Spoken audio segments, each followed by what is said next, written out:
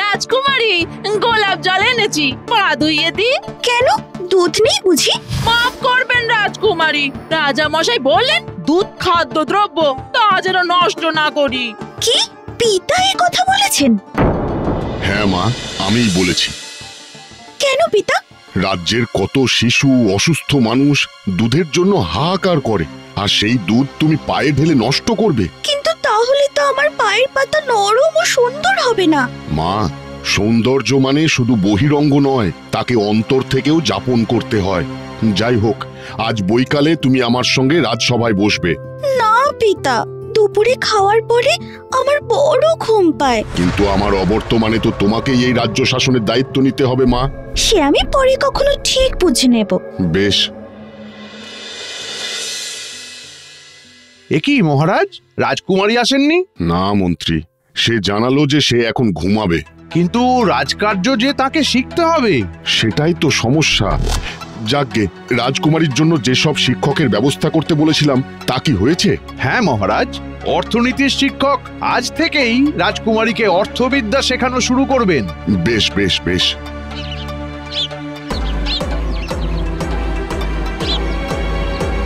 রাজকুমারী, আপনার জন্য অর্থবিদ্যার শিক্ষক অপেক্ষা করছেন। অর্থবিদ্যার শিক্ষক কেন? আমার কোনো শিক্ষার প্রয়োজন নেই।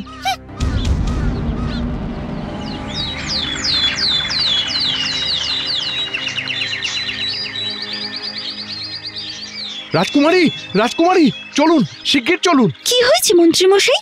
রাজামশাই অসুস্থ, জ্ঞান হারিয়েছেন। সে কি, পিতা অসুস্থ? চলুন।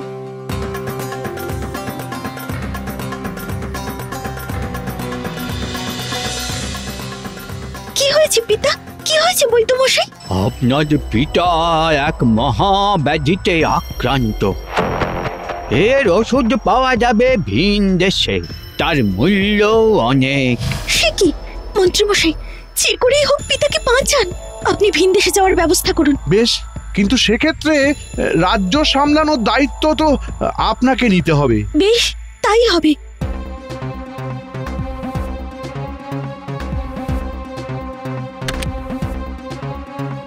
কি শুধুই ভাত আর মাছ? কোনো বিশেষ পদ নেই? আসলে ওই প্রয়োজনীয় রান্নার সরঞ্জাম তো মন্ত্রী মশাই নিজেই তদারকি করতেন, উনি না থাকতে। এ তো মহা মুশকিল। রান্না বান্নার ব্যবস্থাও কি এখন আমাকে দেখতে হবে নাকি? আগে হ্যাঁ। আর আমার নতুন গহনা নিয়ে স্বর্ণকার কি এসেছে? আগে আসবে না, স্বর্ণকারের প্রাপ্য অর্থ এখনো দেওয়া হয়নি যে। সে কি, কেন? রাজকোষের আয় কমে গেছে, রাজা মশাই সভায় থাকছেন না বলে প্রজারাও ঠিক মতো কর দিচ্ছে না। আপনি রাজকার্যের জন্য রাজসভায় বসলে ভালো হতো রাজকুমারী। সারাক্ষণ সভায় বসে প্রজাদের কথা শুনে যাওয়া অসম্ভব।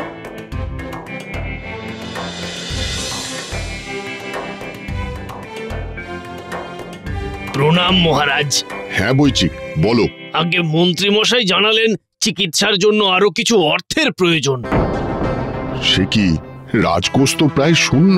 কিন্তু অর্থ না হলে যে ওষুধ পথ্য কিছুই মিলবে না। রূপমা, তোমার অলংকার ছাড়া আর কোনো সম্পত্তি বাকি নেই এখন।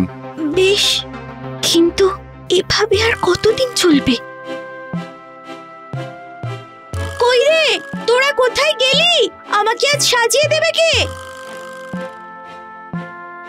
সবাই চলে গেছে রাজকুমারী। সে কি, কেন? আগে তাদের বেতন আর থাকা খাওয়া বাবদ অনেক টাকা খরচ হয়, তাই নিরুপায় হয়ে বাকি সব দাস দাসীদের জবাব দেওয়া হয়েছে। কি বলছিস? হ্যাঁ রাজকুমারী, ওই দেখুন। কি সর্বনাশ!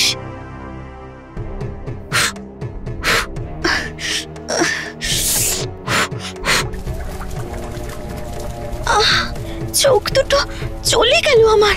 হাত ফুটুক, আমি বরং একটু চোখে জল দিয়ে আসি।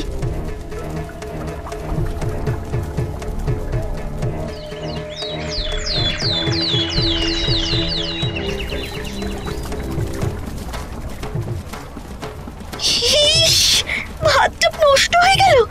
এখন পিতাকে কি খেতে দেব?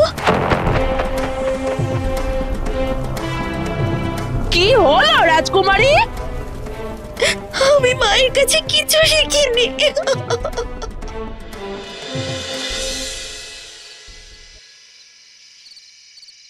ইস, ধোঁয়া ধুলোতে আমার চেহারার কি হাল হচ্ছে। এ কি, আলো নিভে গেল কেন? তেল কেনার পয়সাও এবার শেষ রাজকুমারী, তাই আজ থেকে শুধু রাজা মশাইয়ের ঘরে আলো জ্বলবে। এই অন্ধকার আমার সহ্য হবে না, সহ্য হবে না।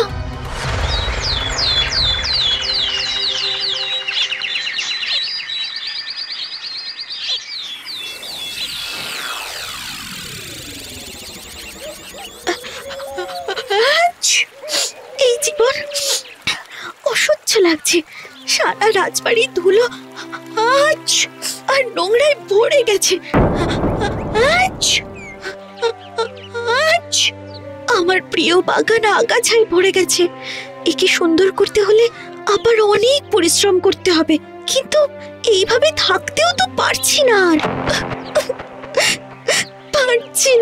পারছি না। হে ঈশ্বর!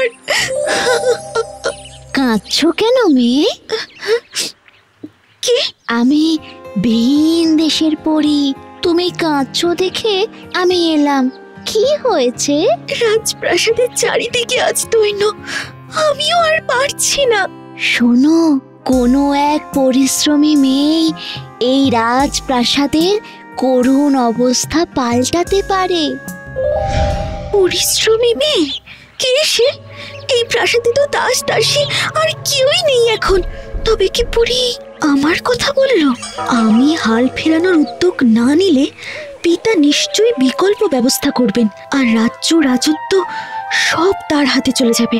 না না, এটা হতে দেওয়া যায় না। তার থেকে যদি আমি... তাই হবে।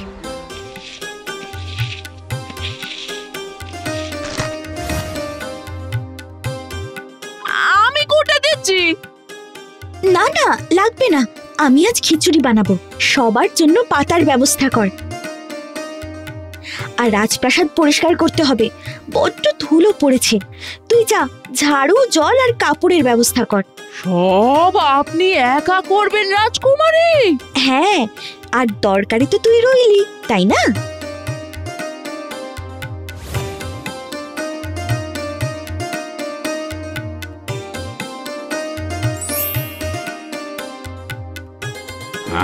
খুব ভালো, খুব ভালো খাচ্ছি। আপনারা খান, আমি বরং পিতাকে খাইয়ে আসি। আর কমলা, তুই আমার শিক্ষক মহাশয়দের সন্ধ্যাবেলা আমাকে পড়াতে আসতে বলে দিবি। যাই, হ্যাঁ? রাজকুমারী তো বদলে গেছে। একেবারে আমাদের রানিমার মতন হয়ে গেছে রাজকুমারী। রাজা মশাই তো এমনটাই চেয়েছিলেন। দেখুন, রাজামশাই এখন অসুস্থ, আর রাজামশাইকে সুস্থ করে তুলতে অনেক অর্থ প্রয়োজন।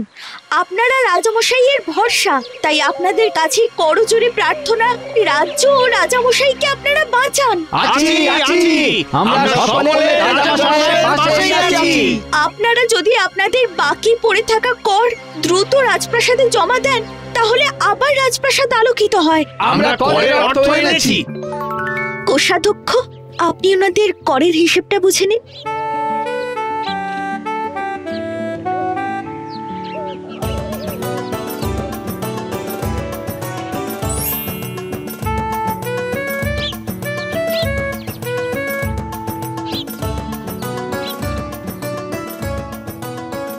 তুমি অনেক বদলে গেছো মা। আপনি তো এটাই চেয়েছিলেন পিতা। সবাই তোমার জয়ধ্বনি করছে, আমি ভীষণ খুশি।